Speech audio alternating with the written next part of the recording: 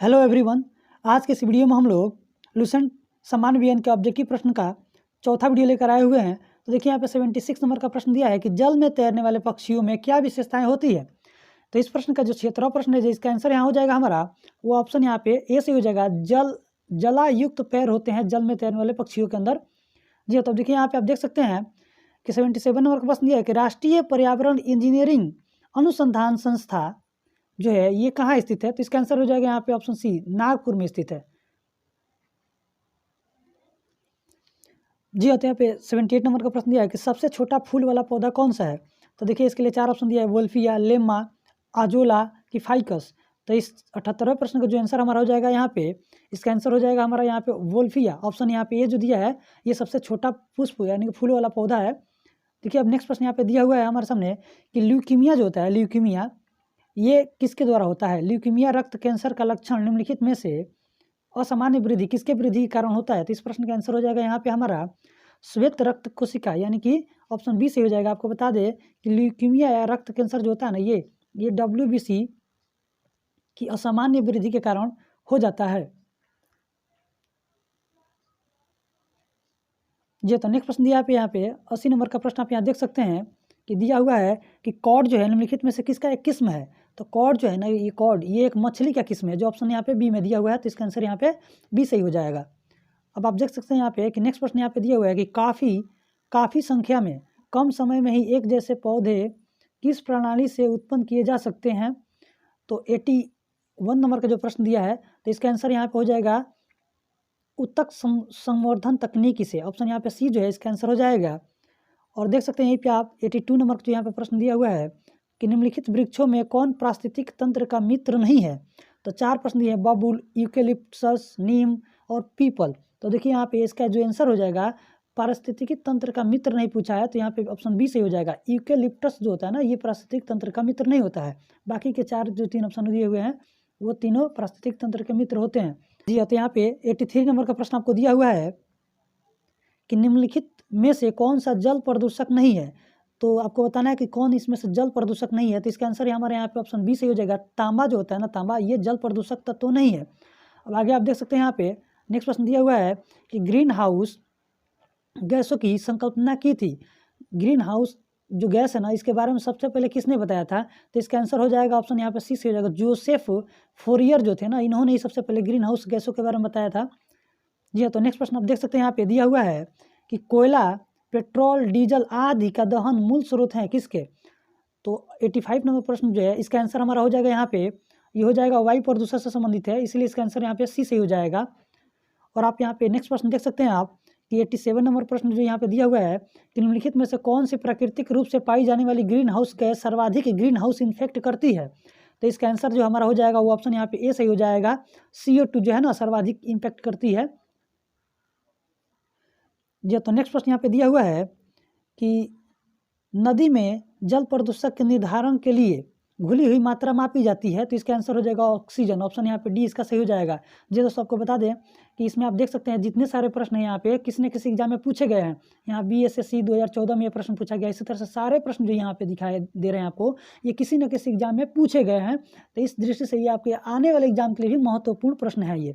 तो देखिए यहाँ पे नेक्स्ट प्रश्न दिया है कि ब्लड कैंसर को आमतौर पर किस नाम से जाना जाता है। तो इस प्रश्न का आंसर हो जाएगा ल्यूकेमिया, यानी कि ऑप्शन इसका बी से हो जाएगा। ल्यूकेमिया कहा जाता है। ब्लड कैंसर अगर किसी व्यक्ति को हो जाता है तो उसे आमतौर पर ल्यूकेमिया के नाम से जाना जाता है। जी हाँ, तो देखिए यहाँ पे नेक्स्ट प्रश्न दिया है कि आयोडीन प्राप्त होती है किससे होती है। तो आयोडीन जो प्राप्त होती है ना, ये इसका आंसर हो जाएगा आपका यहाँ पे लेमिनेरिया से होता है। ऑप्शन यहाँ पे बी से हो जाएगा। जी तो नेक्स्ट प्रश्न यहाँ पे दिया हुआ है 90 नंबर प्रश्न में निम्नलिखित में से कौन सा पौधों का हार्मोन नहीं है। तो 90वें प्रश्न का जो हमारा आंसर हो जाएगा ना, वो हो जाएगा कैल्शियम। कैल्शियम एक धातु यानी कि तत्व है, इसलिए ये इसका हार्मोन नहीं है। देखिए नेक्स्ट प्रश्न दिया है 91 नंबर का प्रश्न दिया है कि रतौधी किस विटामिन की कमी के कारण होता है। तो इसका आंसर हो जाएगा विटामिन ए। ऑप्शन यहाँ पे ए में जो दिया है ये इसका आंसर हो जाएगा। और आपको बता दें कि विटामिन B12 जो है ना, इसमें कोबाल्ट पाया जाता है। तो इसे आप याद कर सकते हैं। पूछता आपसे कि निम्न में से किस विटामिन में कोबाल्ट पाया जाता है। तो विटामिन B12 में है। और विटामिन सी जो है इसका रासायनिक नाम एस्कॉर्बिक एसिड होता है और इसकी कमी से स्कॉर्बी रोग होता है। तो इसे आप याद कर सकते हैं। जी हाँ, तो देखिए नेक्स्ट प्रश्न दिया है यहाँ पे कि एंटीबॉडीज़ का निर्माण किस में होता है?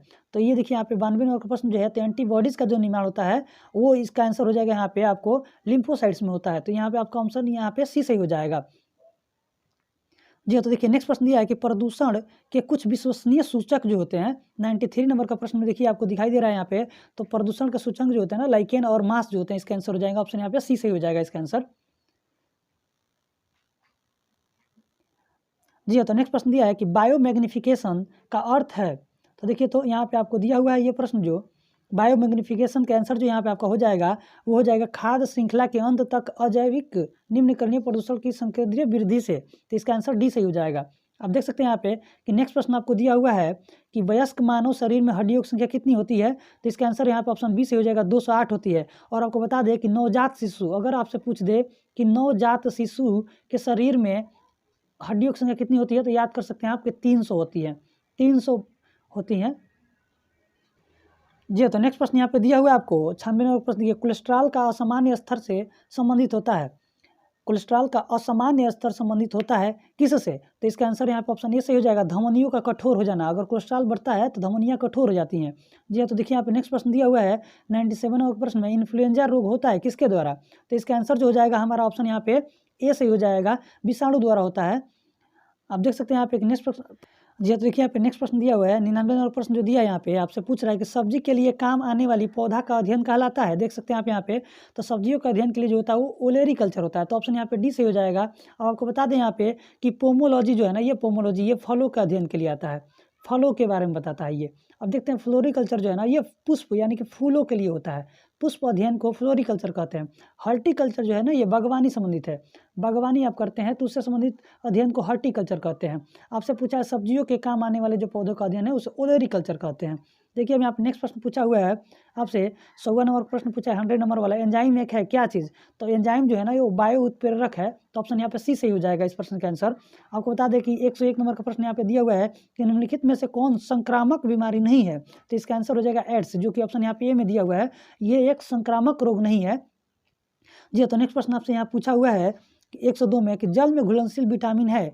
तो जल में घुलनशील विटामिन जो होता है ना, यहाँ पे ऑप्शन तो आपका यहाँ पे बी सही हो जाएगा, विटामिन सी। आपको बता दें कि जल में घुलनशील विटामिन को आप कैसे याद कीजिएगा, तो याद रखिएगा डब्ल्यू और बी सी। ध्यान दीजिएगा, डब्ल्यू से जाएगा वाटर, और वाटर में घुलने वाले विटामिन जो है ना विटामिन बी कॉम्प्लेक्स और सी, यही दो विटामिन जो है ना जल में घुलनशील है। तो आप इसे श्वेत रक्त कॉर्पोरेशन के रूप में याद कर सकते हैं, WBC। जी हाँ, तो देखिए लास्ट प्रश्न यहाँ पे दिया है कि निम्नलिखित में से कौन सा प्रदूषक कारक जैवीय रूप से अपघटित है। तो इस प्रश्न का जो हमारा आंसर हो जाएगा यहाँ पे वो ऑप्शन यहाँ पे डी से हो जाएगा, मल जो है ना ये जैविक रूप से अपघटित होता है।